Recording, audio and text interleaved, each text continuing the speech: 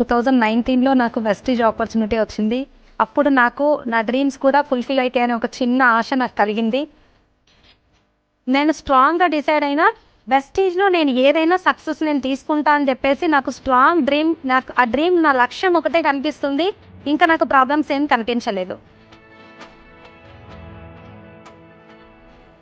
కానీ ఆ తర్వాత ఏంటి అని అంటే ఆటోకి వెళ్ళినప్పుడు ప్రాస్పెక్టింగ్, బస్లో కూర్చుంటే ప్రాస్పెక్టింగ్, బట్టల షాప్కి వెళ్తే ప్రాస్పెక్టింగ్, చెప్పుల షాప్కి వెళ్తే ప్రాస్పెక్టింగ్, బయట మనిషి కనపడితే నేను ప్రాస్పెక్టింగ్ అంటే ఖచ్చితంగా వెస్టీజ్ గురించి చెప్పాల్సిందే, నా విజిటింగ్ కార్డ్ తీసి వాళ్ళకి ఇవ్వాల్సిందే.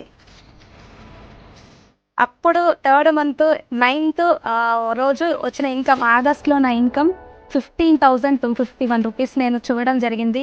కానీ ఎంత హ్యాపీ ఫీల్ అంటే ఆ రోజు నైట్ మొత్తం నిద్రపోలేదు నేను. ఒక నార్మల్ హోమ్ మేకర్గా ఉన్న నాకు చాలా పెద్ద ఇన్కమ్ 48,000 ఇన్కమ్లోకి వచ్చేసిన as a star director complete చేసి 51,000 ఇన్కమ్లో కార్ తీసుకోవడం జరిగింది. మా ఫ్యామిలీలో రెస్పెక్ట్ లేకుండే. అక్కడ నుంచి చాలా మంది